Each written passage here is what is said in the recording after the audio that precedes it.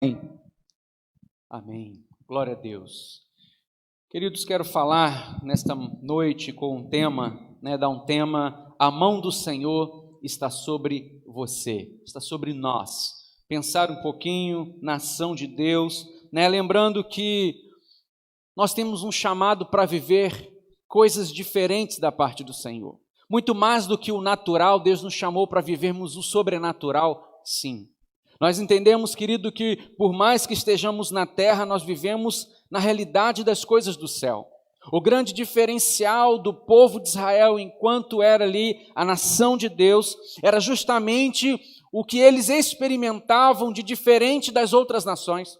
Aquilo que eles viviam, o poder de Deus, a manifestação da glória, e por isso os livramentos, as grandes vitórias, as grandes conquistas. Então nós entendemos, querido, que aqueles que caminham com um Deus Todo-Poderoso são chamados a viver coisas extraordinárias da parte de Deus. Então Deus muitas vezes precisa sacudir a nossa vida e nos mostrar, querido, que muito mais do que apenas um conhecimento bíblico, nós precisamos ter atitudes de fé, nós precisamos caminhar em novidade de vida, nós precisamos experimentar o mover de Deus. E sim, coisas impossíveis começam a acontecer, porque Deus está no lugar, Deus está agindo, porque a mão do Senhor está sobre nós. Então muitas vezes nós estamos dentro de uma caixinha religiosa, pensando apenas que Deus vai fazer assim, assado, desse jeito, e nunca pensamos, ou dificilmente acreditamos que nós vamos experimentar algo extraordinário de Deus, um mover de Deus, uma cura, uma libertação na família, algo que a gente veja e possa testemunhar, foi Deus. Mas nessa noite, eu quero te encorajar, em nome de Jesus, crer nesse Deus mais do que tudo, para que você possa experimentar um grande mover na sua vida. Eu quero ler Ezequiel 37, trazer algumas lições para nós a partir desse texto, um texto muito conhecido que vai falar da visão do vale dos ossos secos. Ezequiel 37. Se você está aí na sua casa, abra sua Bíblia. Vamos meditar juntos por um breve momento a respeito desse texto e extrair algumas lições para a nossa vida. Diz assim a palavra de Deus: a mão do Senhor estava sobre mim, e por seu espírito ele me levou a um vale cheio de ossos. Ele me levou de um lado para o outro, e pude ver que era enorme o número de ossos no vale, e que os ossos estavam muito secos, em algumas versões, sequíssimos. Ele me perguntou: filho do homem, estes ossos poderão tornar a viver? Eu respondi: ó soberano Senhor, só tu o sabes. Então ele me disse: profetize a estes ossos e diga-lhes: ossos secos, ouçam a palavra do Senhor. Assim diz o soberano Senhor a estes ossos: farei um espírito entrar em vocês e vocês terão vida, porei tendões em vocês e farei aparecer carne sobre vocês e os cobrirei com pele, porei um espírito em vocês e vocês terão vida. Então vocês saberão que eu sou o Senhor. E eu profetizei conforme a ordem recebida. Enquanto profetizava, houve um barulho, um som de chocalho, e os ossos se juntaram, osso com osso. Olhei e os ossos foram cobertos de tendões e de carne, depois de pele, mas não havia espírito neles. A seguir ele me disse: profetize ao espírito. Profetize, filho do homem, e diga-lhe: assim diz o soberano Senhor, venha desde os quatro ventos, ó espírito, e sopre dentro destes mortos, para que vivam.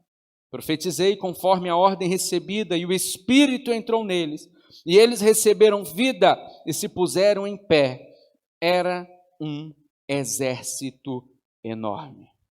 Querido, nós estamos diante de um texto, como eu disse, muito conhecido, Ezequiel 37, uma visão daquilo que o profeta viveu no seu espírito, o próprio Espírito de Deus o conduz e traz a ele, leva ele em visão a um vale de ossos sequíssimos, e a gente percebe ali Deus falando com ele, Deus dando a ordem para ele profetizar, e a partir do momento que ele profetiza, ele libera uma palavra para aqueles ossos secos. Há um movimento ali, né, sobrenatural no nosso entendimento, e a partir daí estava já um corpo, mas não tinha ainda o espírito. E aí ele profetiza agora para o espírito, para que ele viesse, né, dos 4 cantos da terra e tocasse, entrasse naqueles corpos para trazer vida, e houve vida.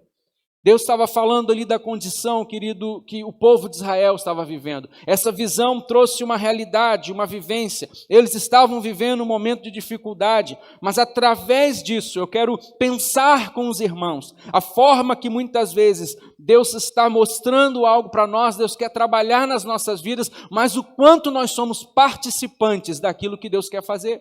Tem muita gente que está lá na rede, em frente à praia, né? Quem dera, irmão, né? Mas lá com água de coco, esperando, Deus vai fazer. Estou esperando, Deus vai fazer. Mas se não está na rede, na praia, tomando água de coco, está aí no sofá, que o sofá já está aquele fundo ali, né? De tanto peso ali, já está com aquela canoazinha que fica, né? Por quê? Porque a gente só está lá, aguardando Deus fazer. Querido, Deus quer fazer, Deus vai fazer, mas nós entendemos que há uma participação nossa naquilo que Deus tem para nós. E eu quero pensar aqui em 4 pontos, a partir desse capítulo 37, para mover os nossos corações. O que Deus estava falando e fazendo com o profeta, para que ele pudesse entender a necessidade de uma mudança e pudesse vivê-la. A primeira coisa que eu noto, no versículo 1 e 2, Deus mostra a realidade da situação. Deus mostra a realidade da situação. Em nenhum momento Deus chegou e disse, está tudo bem, né? Ah, profeta, olha, fica tranquilo, está tudo bem. Não. Deus vai dizer o texto, a mão do Senhor estava sobre mim, e por seu espírito ele me levou a um vale cheio de ossos. Ele me levou de um lado para o outro, e pude ver que era enorme o número de ossos no vale, e que os ossos estavam sequíssimos. Deus, ele não esconde a realidade, pelo contrário, ele quer que cada um de nós entenda a realidade que temos vivido, entenda o momento crítico que estamos vivendo.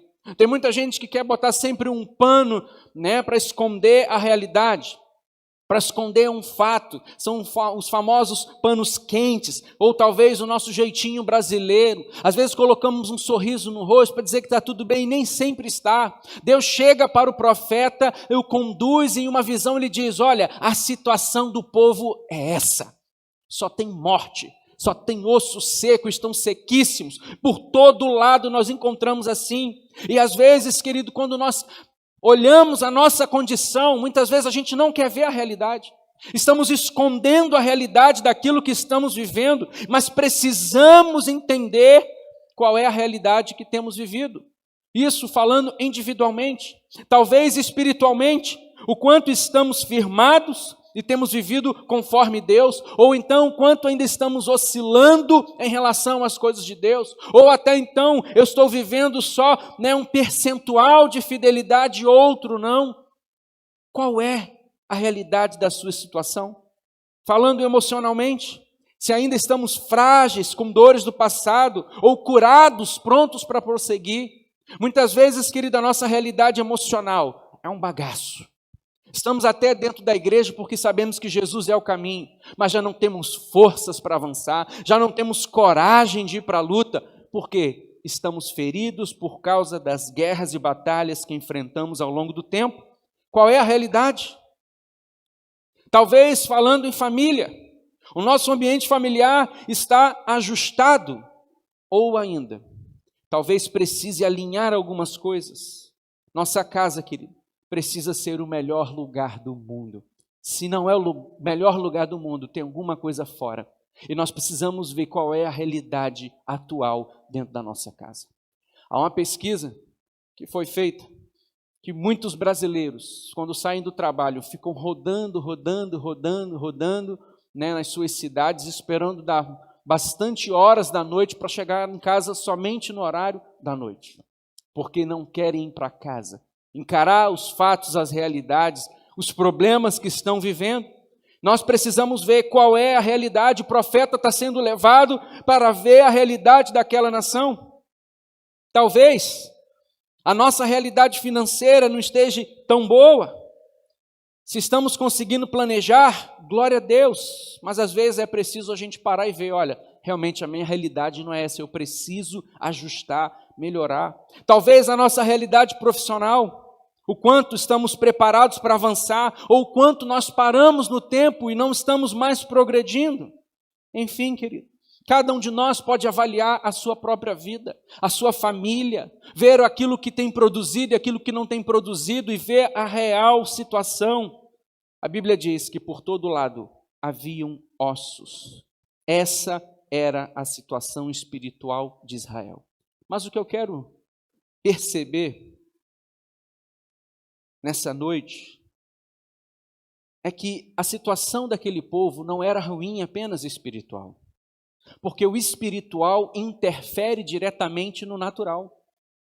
Muitas vezes nós esquecemos o grande princípio da palavra de Deus, que é bem claro para todos nós. Quando colocamos Deus em primeiro lugar, as coisas começam a acontecer. A própria Bíblia disse, Jesus falou, as demais coisas serão acrescentadas.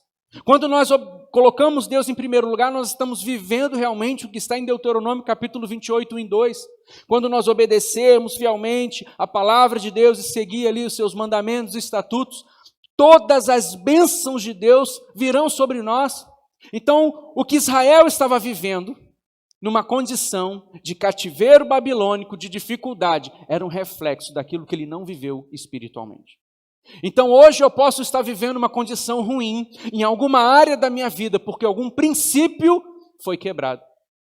E aí, nasceu uma frase que eu já até postei no Facebook, no Instagram, que diz o seguinte: o grande segredo da vida na terra é viver para as coisas do céu. O grande segredo da vida na terra é viver para as coisas do céu. Baseado em Mateus, capítulo 6, verso 33, busque em primeiro lugar o reino dos céus e a justiça e todas as coisas serão acrescentadas. Quando eu coloco o reino dos céus, aquilo que Deus tem para mim, vivendo para Deus, automaticamente, querido, nós temos uma palavra que as demais coisas serão acrescentadas. Claro que nós vamos fazer por onde, mas Deus vai acrescentando cada uma delas. Israel estava passando por lutas, um vale de ossos secos, porque tinham ali esquecido de viver para Deus.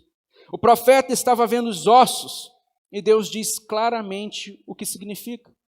O versículo 11 do capítulo 37 vai dizer: Filho do homem, esses ossos são toda a nação de Israel. Eles dizem: nossos ossos se secaram e nossa esperança se foi. Fomos exterminados. A sua condição espiritual levou a sua condição natural, a sua vida, os seus afazeres, a sua história para o caos. Até mesmo o povo dizia: a nossa esperança se foi. Então, querido, quando nós olhamos para a Bíblia, nós observamos que aquilo que eu faço, realizo no espiritual, tem uma interferência no natural. Assim como aquilo que eu faço no natural, tem uma interferência no mundo espiritual. E aí eu vou dar o exemplo desse contrário. Quando nós, querido, começamos a orar, quando nós começamos a buscar, quando começamos a viver os princípios, nós estamos aqui diante, de uma ação de Deus. Deus começa a agir. Mas quando há o processo contrário, quando vivemos deixando de viver os princípios, os mandamentos, e pecamos e erramos, nós sabemos, querido, que abrimos brechas para o inimigo estar ali, agindo, secando, promovendo realmente ali o mal que ele veio promover. Então olhe agora para a sua condição, porque foi isso que o profeta viu. Qual é a sua condição? Nas áreas que mencionei, será que você está seco em alguma área? Será que você está sequíssimo? Será que perdeu a esperança em alguma área? Já viu que você não tem como resolver essa situação sozinho? São nesses momentos que Deus começa a nos provar. E aí nós vamos para o versículo 3, e é o segundo ponto. Deus sonda o quanto confiamos em seu poder. Deus pega o profeta e agora faz uma pergunta depois que ele viu tudo aquilo. Versículo 3 diz: e ele me perguntou: filho do homem, estes ossos poderão tornar a viver? Eu respondi: ó soberano Senhor, só tu o sabes. Deus pergunta ao profeta: há alguma possibilidade de mudança? Ou Deus pode estar perguntando ao profeta: o impossível pode acontecer nessa história? O caos que está, do jeito que a nação está, será que tem jeito? Deus pergunta ao profeta, alguém que era de carne e osso, limitado, o próprio Deus vira para ele e diz: filho do homem, você é da terra, você é do natural, você está no meio desse caos todo, é possível o espiritual agir e mudar todas as coisas? E aí, baseado nessa pergunta, querido, eu fico pensando quais as perguntas que Deus tem feito para nós. Qual é a pergunta que Deus tem feito para cada um nesse tempo? Será que eu posso te curar? Será que eu posso realizar o seu sonho? Será que eu posso te dar um filho? Será que eu posso restaurar o seu filho? Será que eu posso te dar um casamento? Ou será que eu posso transformar todo o seu casamento? Será que eu posso abrir uma porta de emprego melhor? Será que eu posso te dar mais sabedoria e entendimento? Será que eu posso te chamar para viver coisas grandes? Querido, tantas vezes nós estamos desligados em relação às perguntas que Deus tem feito para nós. Deus pergunta não é porque Ele está sem a resposta, porque Ele nos conhece muito melhor do que nós mesmos. Ele já sabe qual vai ser a nossa resposta. O propósito da pergunta é nos levar a entender a nossa condição espiritual. Todas as vezes que Deus faz uma pergunta, a pergunta não é para que Ele tenha uma resposta, mas é para que a gente venha avaliar a nossa condição. A pergunta é pedagógica. Talvez você pense numa resposta simples, numa resposta pronta diante daquilo que Jesus está perguntando. Mas não é isso. A pergunta de Deus não busca em si uma resposta, mas a busca nos leva a compreender o estado espiritual que nós estamos vivendo. Eu vou lhe dar 2 exemplos para que a gente possa compreender melhor dessa pergunta. Mateus capítulo 9, versículo 27 e 28 vai nos contar um momento exato de uma pergunta de Jesus. O texto nos diz que 2 cegos estavam, clamando por Jesus no caminho, e eram cegos. Jesus continuou caminhando, e eles iam tateando para não perder. Jesus entra numa casa e aqueles 2 cegos entram numa casa também. Então veja bem, Jesus está ouvindo eles gritar, cegos caminhando na cidade, entram numa casa sem ser convidados, não era uma casa deles. Eles chegam diante de Jesus e Jesus faz uma pergunta: vocês creem que eu sou capaz de fazer isso? Será que Jesus não tinha visto a fé deles? Gritavam, mesmo sendo cego, caminharam tateando, entraram numa casa. Claro que Deus viu. Deus estava fazendo com que eles pudessem realmente fazer uma avaliação. Como foi com o cego Bartimeu? O cego Bartimeu gritava: Jesus, filho de Davi, tem misericórdia de mim. E aí o povo repreendia, ele gritava ainda mais alto, Jesus o chamou. Querido, Jesus viu que ele era cego. Eu fico imaginando ele querendo achar Jesus ali, e levam ele até Jesus. E aí Jesus, inocente, pergunta: o que você quer, meu filho? O que queres que eu te faça? Obviamente, Jesus já sabia a resposta, mas Jesus estava fazendo com que ele pudesse avaliar e com a sua palavra declarasse aquilo que ele desejava do Deus Todo-Poderoso. Então, querido, antes de você responder perguntas de Jesus, reflita naquilo que ele está perguntando, como foi diante de Saulo, do Paulo, conhecido por nós. Ele vira para Saulo e pergunta, na estrada de Damasco, naquela experiência maravilhosa: Saulo, Saulo, por que você me persegue? Será que Jesus não sabia? Mas aquela palavra mexeu, porque Saulo entendeu a sua condição espiritual. É diante do problema, é diante das situações que nós passamos, é que precisamos entender, querido, que as perguntas que Deus tem feito para nós, elas vão dizer o nosso estado, mostrar o nosso estado espiritual. O profeta, ele começa respondendo: ó soberano Senhor, ó soberano. Ele reconhece quem é Deus, soberano sobre todas as coisas, Senhor do universo. O profeta, como a própria pergunta disse, filho do homem.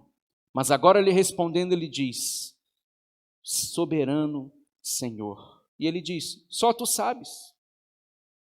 Quando nós pensamos numa frase pronta, talvez a gente diga: pastor, foi muito vago, ele não demonstrou nada nessa palavra. Mas o nosso entendimento é que ele estava dizendo: Senhor, tu és o único que pode. Só o Senhor sabe de todas as coisas. Precisamos, querido, entender aquilo que Deus pode, aquilo que Deus quer e aquilo que Deus tem para cada um de nós. Por isso que precisamos ler e guardar a palavra, porque a palavra de Deus produzirá em nós a visão do Deus do impossível, Deus Todo-Poderoso. Porque uma frase pronta que nós temos é: Deus pode fazer isso? Deus pode.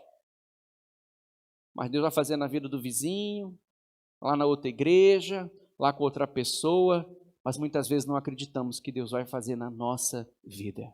E aí eu separei aqui rapidamente alguns textos para nos lembrar do Deus do impossível que servimos. Em relação à salvação, Mateus 19, 26, Jesus olhou para eles e respondeu: para o homem é impossível, mas para Deus todas as coisas são possíveis. Jesus estava falando a respeito de salvação, mas essa resposta inclui tudo. Todas as coisas são possíveis para Deus. Querido, você está vivendo um momento difícil? Eu preciso te lembrar que você serve a um Deus do impossível. Em relação às demais coisas, Jeremias 32, 17 vai dizer: ah, soberano Senhor, tu fizestes o céu e a terra pelo teu grande poder e por teu braço estendido. Nada é difícil demais para ti. O profeta reconhece: nada é difícil demais.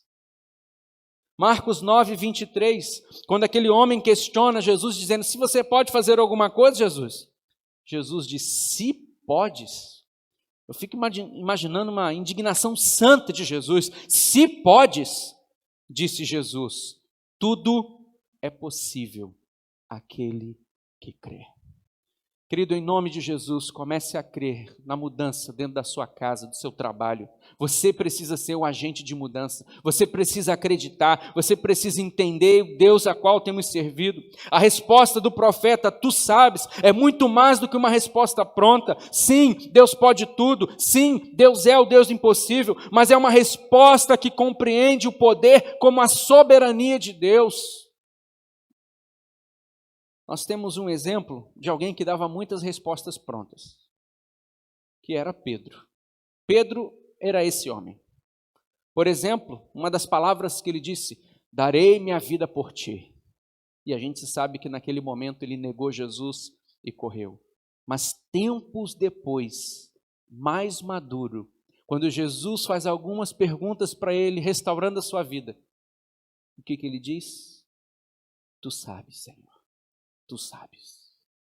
Então, tu sabes é o resultado de uma fé existente e consciente do que Deus pode realizar. Não é apenas um questionamento sem fé, mas é uma resposta que está de acordo com uma fé existente e consciente num Deus que pode. Paulo disse isso em outras palavras. Efésios 3:20. Aquele que é capaz de fazer infinitamente mais do que tudo que pedimos ou pensamos, de acordo com seu poder que atua em nós. Querido, é diante de uma postura como essa que Deus continua agindo com o profeta. Eu fico imaginando se o profeta dá uma resposta: e Deus, tem jeito não. A situação é muito difícil. Deus leva ele para o vale de ossos secos, está vendo? A situação, problema, está tudo seco. E aí, tem jeito, profeta? Ih, Deus, essa não tem mais jeito não. Mas muitas vezes a gente não fala, mas a gente pensa. Mas dessa vez não tem mais jeito. Não tem mais negócio. Agora já era, Deus, não tem mais. Querido, a última palavra sempre será de Deus. Mas nós precisamos exercer essa fé.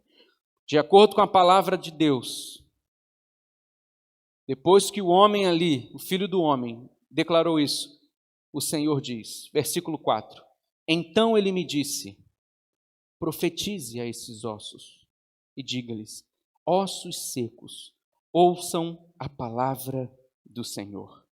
Assim diz o soberano Senhor a estes ossos, farei um espírito entrar em vocês e vocês terão vida, porei tendões em vocês e farei aparecer carne sobre vocês e os cobrirei com pele, porei um espírito em vocês e vocês terão vida. Então vocês saberão que eu sou o Senhor. Em terceiro lugar, pensando nesses versículos, Deus agora entrega uma palavra para nós liberarmos. Ele entregou ao profeta. Ele viu a condição do povo. Deus sondou a condição e a visão ali da situação do profeta. E agora Deus diz, eu estou entregando uma palavra. Seria mais fácil, talvez, Deus falar assim, ok, profeta, Deus lá de cima, ossos, vamos embora, vamos agir, todo mundo, carne, tendões, pode agora resolver tudo. Seria muito mais fácil. Mas Deus vira para o profeta e diz, ok, profetiza esses ossos. Profetiza. Libera uma palavra. Querido, aqui esse é o momento que nós entendemos a vontade de Deus, aquilo que Deus quer, o propósito de Deus, e colocamos agora diante do Senhor a própria palavra dele. Conhecer a vontade de Deus é essencial para liberarmos a palavra de Deus. Quando eu sei o que Deus tem para mim, ou para minha família, ou para minha igreja, ou para minha cidade, ou para minha nação, eu vou agir de acordo. Então note, o profeta não ia sair do nada falando um monte de coisa naquele lugar, sem propósito, sem regra, sem estar pautado pela palavra, mas mediante a palavra que Deus deu, ele poderia profetizar. Então, querido, profetizar não é um ato de que eu vou falar qualquer coisa em qualquer tempo, sem um propósito que venha do céu.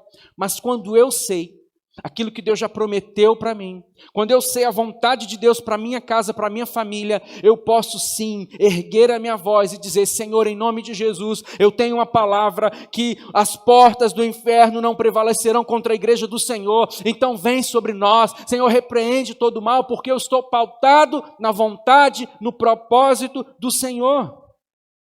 Talvez você me pergunte, mas pastor, como é que eu vou saber sobre a vontade de Deus? Querido, Ele nos deixou em sua palavra tudo o que precisamos saber. Por isso nós precisamos conhecer a verdade. Conhecereis a verdade, e a verdade vos libertará. Querido, muitas vezes nós usamos esse texto para falar dos ímpios que precisam conhecer a verdade do Evangelho. Mas Jesus falou para os seus discípulos. Ele vira para os discípulos e diz, olha, se vocês, meus discípulos, permanecerem em mim e as minhas palavras permanecerem em vós, vocês conhecerão a verdade. Então o processo do discipulado é a cada dia conhecer mais a verdade, conhecer mais a palavra, porque quanto mais eu conheço, mais eu estou liberto, porque eu vou entender os propósitos, a vontade, o querer de Deus, e aí eu vou tomar posse daquilo que Deus já liberou na minha vida. Os planos de Deus continuam sendo de paz e prosperidade para nós. A vontade de Deus é que sejamos a cada dia filhos abençoados em tudo. Vamos passar por lutas? Sem dúvida. Mas o tempo todo nós vamos passar com Deus e teremos as vitórias de Deus ao nosso lado. 1 João, capítulo 5, verso 14 e 15, diz assim, esta é a confiança que temos a nos aproximarmos de Deus. Se pedirmos alguma coisa de acordo com a sua vontade, Ele nos ouve. E o verso 15. E sabemos que Ele nos ouve em tudo o que pedimos. Sabemos que temos o que dele pedimos. Querido, existe a vontade de Deus que está na sua palavra. É óbvio que existe a vontade de Deus para a nossa vida em si. O que quer dizer isso? Existem as coisas que já estão aqui, as coisas que Deus já colocou, são situações personalizadas para a vida de cada um, porque cada um tem uma história. E isso, querido, ele vai se dar, ela vai chegar conforme caminhamos com Cristo. Deus vai sinalizando, Deus vai falando ao nosso coração aquilo que Ele reservou para nós, e a cada dia nós vamos caminhando, a cada dia nós vamos lutando e conquistando. Muitas vezes a gente acredita, porque Deus prometeu, tudo vai ser fácil. Eu gosto muito de ilustrar quando Deus promete ao seu povo: olha, eu preparei uma terra que mana leite e mel. Ô, bênção! Receber uma promessa dessa, irmão, que beleza. Deus não falou o complemento para o povo não correr. Porque se Ele fala, ó, mas tem gigante, tem muralha, o negócio lá vai esquentar. Vocês vão ter que correr e vão ter que lutar. O povo ia desistir. Mas às vezes Deus prometeu algo e a gente acha que aquilo vai ser muito fácil. E porque Deus prometeu, tudo vai se resolver tranquilamente. Não, querido, muitas vezes aquilo que Deus prometeu vai vir sim, porque vai ser a mão dele que vai nos ajudar, mas nós vamos ter as batalhas, nós vamos passar por guerras. Quando Davi recebeu uma promessa, ó, você vai ser rei. Irmão, que coisa boa, imagina, o profeta chega na tua casa, você lá, o caçulinha, de repente aquele jarro de azeite, Samuel, ó, você é o futuro rei. Vou imaginar, né? Davi falou, oh glória, aleluia, eu recebo agora. Irmão, vai ver o quanto ele passou. Foi perseguido, teve que viver escondido porque tentavam matar, teve que passar por algumas provas, principalmente vencendo um gigante que todo mundo correu. Ah, foi fácil. Vai lá lutar com o gigante, irmão. Vai lá. Era um exército enorme, ninguém tinha coragem. Mas o que nós entendemos é que quando Deus promete algo, Ele vai estar lá para nos capacitar, para nos guardar. Então Deus tem promessas para cada um de nós, Deus já liberou uma palavra para nós, mas nós precisamos agora entender que aquilo que Deus já liberou para nós, há uma necessidade de colocarmos em prática e orar para que aconteça. O profeta então ele recebe uma palavra, profetiza. Profetiza a vida. Eu vou fazer, mas você tem que profetizar. Eu estou com você, mas você tem que fazer alguma coisa. Então, querido, nós entendemos a participação do homem na dependência de Deus, mas na fé em Deus, na participação do impossível que vem de Deus. E aí o quarto ponto nós percebemos, Deus espera a nossa ação diante do que Ele já nos liberou. O verso 7 a 10 vai dizer isso. E eu profetizei, diz o profeta, né? Eu profetizei conforme a ordem recebida. E o resultado veio. Enquanto eu profetizava, houve um barulho, um som de chocalho, e os ossos se juntaram, osso com osso. Olhei e os ossos foram cobertos de tendões e de carne, depois de pele, mas não havia ainda espírito neles. A seguir ele me disse, profetize ao espírito, profetize, filho do homem, e diga-lhes, assim diz o soberano Senhor, vem desses quatro ventos, ó espírito, e sopre dentro desses mortos para que vivam. E o texto diz, eu profetizei conforme a ordem recebida. Então veja que o profeta, ele não fazia algo que estava, querido, na cabeça dele, ele fazia algo que a palavra de Deus já tinha liberado para fazer. E quando nós fazemos aquilo que Deus já mandou, quando nós acreditamos naquilo que Deus já prometeu, nós vamos fazer e vamos ver o milagre de Deus acontecer. O profeta apenas transmitiu aquilo que Deus já tinha falado, daquilo que Deus tinha falado. Quando eu sei o que Deus quer, eu libero. Não é ficar falando então sem propósito, mas é entender aquilo que Deus tem. Porque conhecemos o que Deus tem, eu posso orar, pedir, pois é vontade de Deus. Então, em nome de Jesus, você já sabe o que Deus tem para sua casa. É bênção. Deus, Ele quer trazer vida no seu lar, Deus quer trazer vida no seu trabalho. Você precisa liberar algo no mundo espiritual, querido. Eu me recordei de algo que eu já contei. E todas as ilustrações, querido, vêm na hora. Eu não anoto nada, né? Então eu deixo assim Deus falar. Mas eu lembrei de uma serva de Deus que testemunhou algo muito interessante. Ela trabalhava, querido, num lugar como funcionária pública e a chefe dela era chefe de um terreiro, né? Então, de religiões ocultas, o negócio era pesado, cheio de imagem na mesa, mas ela era assistente. Mas ela disse que chegava mais cedo do trabalho. Ela, de uma forma, né? Claro que não havia necessidade, mas era um ato que ela fazia. Ela abria a janela, não era a janela aberta, né? Mas ela fazia um ato, Senhor, bota tudo para fora que não é teu desse lugar. porque eu cheguei aqui e a tua palavra me garante, onde a planta dos meus pés está, ali é santo. Então esse lugar agora aqui, Senhor, não vai ter nenhum espírito maligno, no nome de Jesus e tal. Querido, todo dia ela fazia isso. E Deus assim a surpreendeu de uma forma tremenda, porque um dia ela foi num lugar que ela não esperava, num culto, que ela foi lá visitar. Do nada uma pessoa vira para ela que nunca viu e fala assim: Deus está me dizendo que todos os dias no teu trabalho você abre a janela e faz uma oração. E Ele está dizendo, querido, que todos os dias Ele faz uma limpeza, porque você libera uma palavra naquele lugar. Então muitas vezes a gente não tem noção daquilo que Deus vai fazer, porque Ele já nos deu autoridade para fazer isso. Ele nos deu autoridade para expulsar todo espírito maligno, tantas vezes está ali alojado, ou querendo atrapalhar, ou criar qualquer tipo de confusão, mas porque ela entendeu a palavra, ela liberava uma palavra, uma oração, e as coisas aconteciam. Então o que nos falta, querido, muitas vezes é acreditar e liberar uma palavra de vitória, liberar uma palavra de vida, liberar uma palavra de restauração, porque é projeto de Deus, Deus quer fazer e Deus vai fazer, mas Ele está esperando uma atitude nossa, é uma participação. O possível nós fazemos, mas o impossível continua sendo Deus. A igreja primitiva, ela entendeu isso. A igreja primitiva, ela começou a entender esse propósito de mover o espiritual, e eu vou ilustrar com algo muito claro para nós. Imagina que Deus, na figura de Jesus, ele fica 3 anos, ele prepara 12 homens para uma grande missão. Desses 12, ele já sabia que um era o filho da perdição. Já caiu 11. A igreja então começa.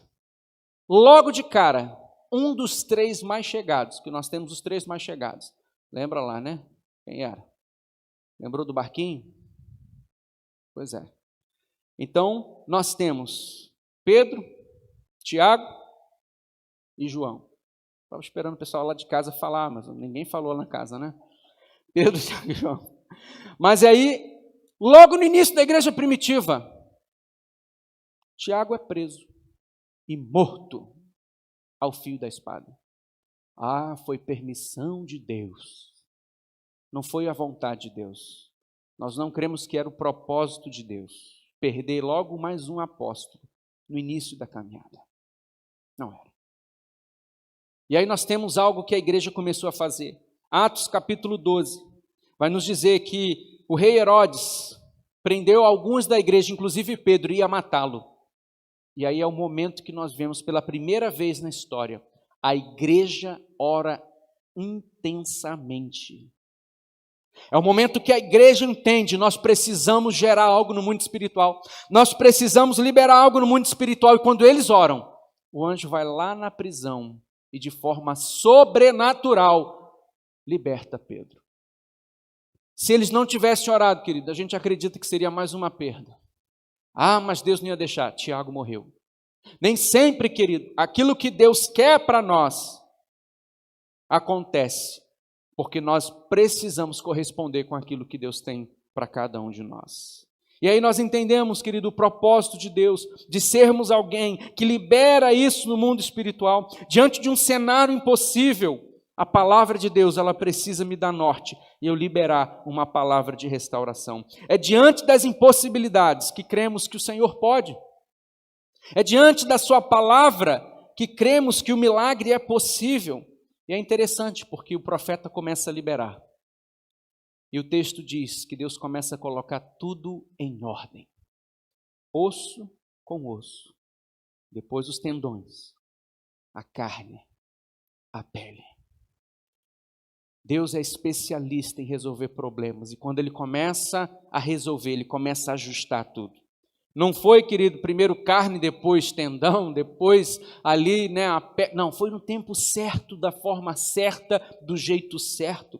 Deus começa a colocar em ordem a família, as emoções, o chamado, tudo começa a ficar no lugar quando nós começamos a liberar uma palavra, a viver aquilo que a palavra de Deus está dizendo. O profeta, ele profetizou, e aquele corpo, mesmo morto, já estava ali pronto. E houve uma necessidade de profetizar de novo. E o versículo 10 diz que ele profetizou agora sobre o Espírito. Esse espírito aqui, querido, é o espírito minúsculo mesmo, é o espírito de vida, é o mesmo espírito que foi soprado por Deus para que o homem pudesse receber vida em Gênesis. O texto nos diz isso. Mas eu quero aproveitar esse exemplo para aplicar em nossas vidas, porque quando obedecemos a palavra de Deus, Deus coloca tudo em ordem na nossa vida e a consequência é recebermos mais do Espírito dele, é vivermos mais cheios de Deus. Quando aceitamos a Cristo, recebemos o Espírito, mas ainda não estamos cheios para que Ele possa nos conduzir da forma que Ele quer. Mas a partir do momento que a gente começa a colocar as coisas no lugar, osso com osso, tendões, a gente está ajustando a nossa vida para receber o sopro de Deus e viver intensamente aquilo que Ele tem. Querido, muitas vezes eu vejo crentes que são crentes de verdade, mas estão vivendo ainda 60% das coisas de Deus. São crentes de verdade, mas existe alguma área de algum princípio que está deixando de lado. E por isso traz consequências, mas a pessoa ela não percebe. Ela não percebe que a vida inteira ela não chegou a viver mais intensamente para as coisas de Deus, e isso causa um dano colateral nas coisas naturais, porque lhe falta o princípio espiritual. Versículo 10 vai dizer: eu profetizei conforme a ordem recebida, e o Espírito entrou neles, e eles receberam vida e se puseram de pé, conforme a ordem recebida. Deus já nos deu muitas ordens, nós precisamos agora colocar em prática. Deus já nos deu também muitas promessas, e eu quero, querido, lembrar de algumas delas, a respeito das promessas, de como nós precisamos agarrar para viver 100% daquilo que Deus tem. Hebreus 10, 23, apeguemo-nos com firmeza à esperança que professamos, pois aquele que prometeu é fiel. Quem prometeu é fiel para cumprir. João 10, 10 vai dizer que, parte B, eu vim para que tenham vida e tenham plenamente. É uma vida com Deus plena. Filipenses 4,19, o meu Deus suprirá todas as necessidades de vocês, de acordo com as suas gloriosas riquezas em Cristo Jesus. Então nós temos vários textos, queridos, que nos dão promessas, que falam aqui de coisas que Deus já liberou nas nossas vidas, que nós precisamos olhar e ver: Senhor, eu preciso me agarrar a isso. Tem muitos textos aqui, mas eu não vou ler apenas o último aqui que eu separei. 2 Coríntios 7,1. Amados, visto que temos essas promessas, purifiquemo-nos de tudo o que contamina o corpo e o espírito, aperfeiçoando a santidade no temor de Deus. O apóstolo Paulo está dizendo: olha, visto que você foi chamado para viver aqui, se purifique, para que você alcance as promessas que estão aqui. Não fique aqui, mas chegue junto. Nós temos, querido, promessas, e em Cristo nós sabemos que podemos vivê-las, cada uma delas. Concluindo, o poder de Deus, a ação de Deus, o milagre de Deus, o impossível de Deus, ele está disponível em sua vida. Mas você precisa acreditar, você precisa profetizar, você precisa viver isso. E eu finalizo, querido, falando do tema em questão, porque talvez você tenha observado que eu dei um tema, mas ainda não falei diretamente, apesar que tudo está envolvido no tema. Mas eu finalizo pensando no tema. Finalizo pensando sobre a mão de Deus. Justamente o versículo 1 vai dizer: a mão do Senhor estava sobre mim. A mão do Senhor. O profeta disse isso, ele falou: a mão do Senhor está sobre mim. Querido, tudo começa quando a mão do Senhor está sobre nós. Salmo 139 vai dizer que a mão do Senhor está sobre nós. Atos capítulo 11 vai nos dizer que a igreja de Antioquia estava vivendo um tempo de grande salvação. Muitos creram e se converteram porque a mão do Senhor estava com eles. Nós sabemos que Deus está conosco, mas eu creio que quando a palavra de Deus dá uma ênfase nesse sentido, quando a palavra de Deus dá uma ênfase dizendo: olha, a mão do Senhor está ali, é porque Deus está agindo de uma forma diferente, é porque Deus está agindo de forma ainda mais sobrenatural. Isso fala de proteção, sem dúvida, mas principalmente de uma ação poderosa de Deus. É o mesmo princípio usado com José do Egito, com Davi. Por exemplo, Gênesis 39, verso 2 vai dizer: e o Senhor estava com José. Eu poderia dizer, a mão do Senhor estava com José, de modo que este prosperou e passou a morar na casa do seu senhor egípcio. Conforme foi com Davi, 1 Samuel 18, 14, ele tinha êxito em tudo o que fazia, pois o Senhor estava com ele. 2 Samuel, capítulo 5, verso 10, ainda de Davi: e ele se tornou cada vez mais poderoso, pois o Senhor, o Deus dos exércitos, estava com ele. Querido, minha oração nessa noite é pelo mover de Deus em sua vida, pela mão do Senhor sobre ti. Isso eu estou dizendo, a minha oração é pelo mover de Deus, porque quando a mão de Deus, o mover de Deus, a presença de Deus está tão assim entranhada nas nossas vidas, Ele vai nos mover para viver algo grande. E é interessante que é justamente quanto mais de Deus nós temos, mais provas e vitórias nós temos. Olha que interessante. A mão do Senhor está sobre mim, Ele me levou no Vale de Ossos Secos.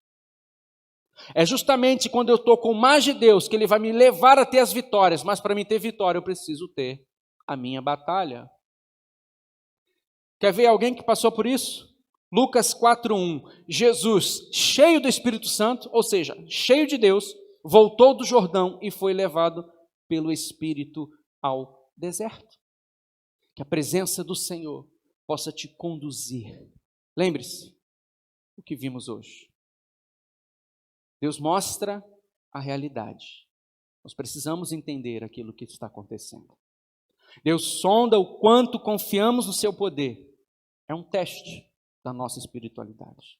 Deus entrega uma palavra para nós liberarmos. Deus nos coloca dentro do processo. E Deus espera nossa ação diante daquilo que Ele já nos mostrou.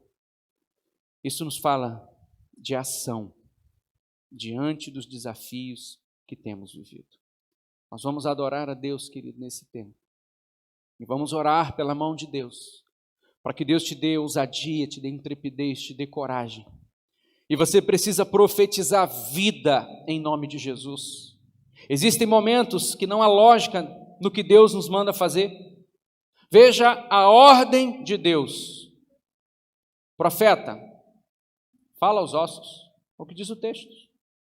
Ossos secos, ouçam a palavra do Senhor. Você já viu osso com ouvido? Como é que o osso ia ouvir? Agora fala ao Espírito, que ele vem dos 4 ventos. Querido, nós entendemos que existem coisas na nossa vida que realmente não tem lógica. Aquilo que Deus coloca no coração muitas vezes: Senhor, como é que eu vou fazer isso? Mas se foi Ele que falou para fazer, creia no impossível. Que nosso Senhor nos desperte para vivermos os milagres de Deus. Que Ele possa gerar no seu coração vida, ousadia, coragem. Profetiza sobre a sua casa, sobre a sua vida, a vitória, a bênção, o impossível. Aquilo que Ele já liberou, querido, está à sua disposição, está à nossa disposição.